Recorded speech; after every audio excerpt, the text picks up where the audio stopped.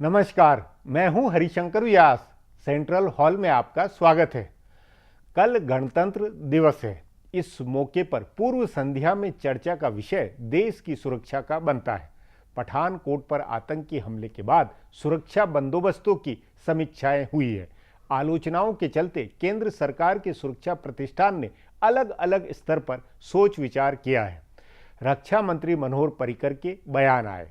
उन्होंने खामियों की तरफ इशारा किया तो यह वादा किया कि आगे न चूक बर्दाश्त होगी और न ऐसे हमले बर्दाश्त किए जाएंगे। सीमा सुरक्षा बल, खुफिया एजेंसियों व अन्य एजेंसियों के कामकाज की समीक्षा और तालमेल को लेकर अच्छा खासा विचार हुआ। सवाल है, भारत का गणतंत्र बाहरी संकटों से आज कितना सुरक्षित है? कई जानकार कहते हैं कि भारत गरजता है, बरसता नहीं। तो वजह सुरक्षा सैनिक ताकत का पोला होना है। हथियारों की भी कमी है तो इच्छा शक्ति का संकट भी है। हकीकत है कि सेना में फैसलों की रफ्तार सुस्त रही है। आवश्यक हथियारों की खरीद में हमेशा देरी होती आई। उस स्थिति को प्रधानमंत्री नरेंद्र मोदी और रक्षा मंत्री मनोहर पर्रिकर ने काफी कुछ बदला है, लेकिन बदलते बदलते भी अंतिम निर्णय में कमी है। तभी फ्रांस से लड़ाकू राफेल खरीदने का पेच फंसा हुआ है। फ्रांस के राष्ट्रपति ओलांदे का एक मिशन पूर्व सहमतियों पर अमल करवाना है। ऐसे ही और भी कई देशों से हथियार करार पेंडिंग है। ये सब बातें सुरक्षा बंदोबस्तों से जुड़ी हुई है। इस पर चर्चा के लिए आज मेरे साथ वरिष्ठ पत्रकार अशोक टंडन है। अशोक जी, गणतंत्र दिवस के मौके पर हम हमारी सुरक्षा को लेकर कितने आश्वस्त हो सकते हैं? खासतौर पर ये बात में पठानकोट पर आतंकी जो हमला हुआ है उसके बाद तमाम तरह की जो सुरक्षा बहस हुई है, जो चिंता हुई है, जो समीक्षाएं हुई, उस नाते क्या लगता है आपको कि गणतंत्र आज बाहरी खतरों से कितना सुरक्षित है? कितने बंदोबस्त कितने पुख्ता है? देखिए, जहाँ तक देश की सुरक्षा का मामला है तो उसको दो तरह से देखेंगे। एक है, अगर कोई हम पर हमला करता है तो मैं समझता हूँ कि किसी भी तरह के हमले को का मुकाबला करने में भारत सक्षम है। इस बारे में मुझे नहीं लगता कोई दो राय है। अब जहाँ तक बात है कि ये आतंकवादी जो गतिविधियाँ होती हैं, जैसे पठानकोट हुआ, गुरदासपुर हुआ, मुंबई, इनको हम देश की आंतरिक सुरक्षा से जोड़ें, ना कि बाहरी सुरक्षा से। इस सेंस में कि देखिए, दुनिया की बड़ी से बड़ी ताकत के देश में भी आतंकवादी हमले हुए, नहीं तो पर फ्रांस में भी हुआ। वो हुआ, लेकिन वो बाहरी खतरों से ही वो उन्होंने उस पे जंग का ऐलान किया उन्होंने। मेरा इशारा दूसरी ओर है। मेरा ये कहना है कि हमारी जो सैन्य शक्ति है, जो किसी भी हमले के मुकाबले के लिए तैयार है, उस पर कहीं विवाद नहीं है, वो ठीक है। लेकिन जो आतंकवादी सीमा से घुसने पाए, वो भी तो एक सुरक्षा का हिस्सा है। मानता हूं मैं, लेकिन उसमें इंटेलिजेंस नेटवर्क का रोल ज्यादा रहता है। हाँ, तमाम सुरक्षा एजेंसी, मतलब सीमा सुरक्षा बल। हाँ, अब आतंकवाद अपने आप में एक अलग विषय है जो इस समय सारी दुनिया की ताकतें उससे जूझ रही हैं, और उसमें इंटेलिजेंस का आदान प्रदान, ये जानकारी जब तक सभी देशों की पूल नहीं होगी तो आतंकवाद के खिलाफ लड़ाई नहीं हो सकती। नहीं, मेरा ये कहना है कि आतंकवाद का मामला हो या अंदरूनी आंतरिक सुरक्षा वाला मामला हो, जब ऐसी चुनौतियां आती है तो अपने यहाँ कई तरह की कमियां उजागर होती। क्या उन कमियों, जो पुरानी स्थितियां चली आ रही थी, उससे हम बेहतर स्थिति में आज पहुंचे हैं? कुछ उस पर ज्यादा पिछले 1-2 साल में ज्यादा फोकस हुआ है, नहीं हुआ है? हर आतंकवादी हमले के बाद सुरक्षा एजेंसियां सबक सीखती हैं।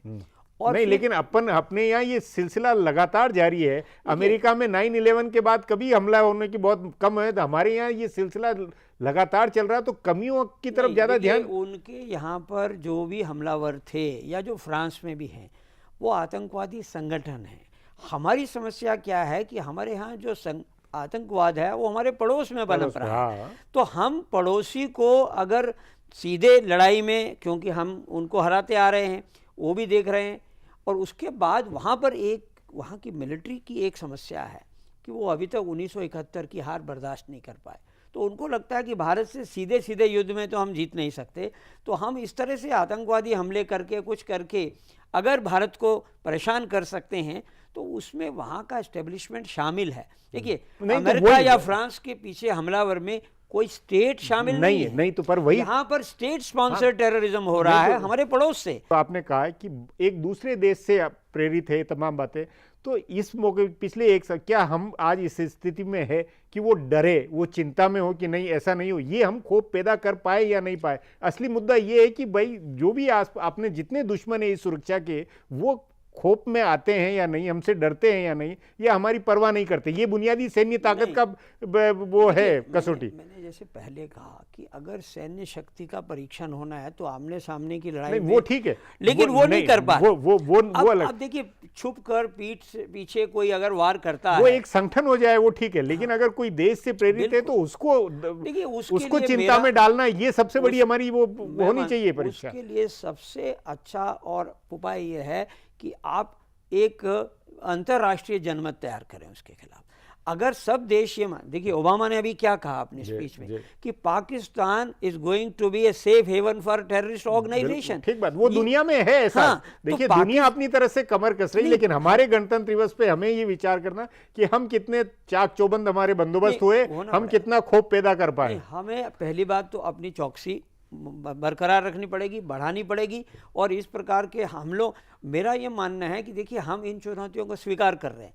पिछले साल अमेरिका के राष्ट्रपति को हमने गणतंत्र दिवस की परेड में बुलाया, ये इतनी बड़ी चुनौती थी हमारी सुरक्षा एजेंसियों के लिए, और उस पर खरे उतरे। इस बार फ्रांस के राष्ट्रपति, तो हम डर नहीं रहे हैं। अगर हम इन आतंकवादियों गतिविधियों से डर रहे होते तो हम अपनी परेड ही बंद कर देते। हम गणतंत्र दिवस की परेड भी कर रहे हैं और एक बड़ी महाशक्तियों के राष्ट्रपतियों को बुलाकर ये दिखा रहे हैं कि हमारे यहाँ सब वो हमारी सुरक्षा एजेंसी चौकस हैं। लेकिन अगर छुपकर आतंकवादी हमला किया जाता है कहीं रात के अंधेरे में, कुछ चार नहीं, उसको अगर हम ये कहें कि हमारी कमजोरी है, तो मैं ये नहीं मानता कि हमारी कमजोरी नहीं। अशोक जी, पिछले एक वर्ष में हमारे सुरक्षा बंदोबस्तों में, फैसलों में, सरकार की रीति नीति में कुछ चुस्ती आई या नहीं आई, ये उसको लेकर एक संक्षेप में। नहीं, मेरा जैसे मैंने कहा कि हर आतंकवादी हमले के बाद, आतंकवाद को ही नहीं ले, कुल मिलाकर सुरक्षा तंत्र को लेकर, सुरक्षा तंत्र के मामले में मुझे लगता है कि देखिए, पिछले यूपीए रिजीम में 10 साल तक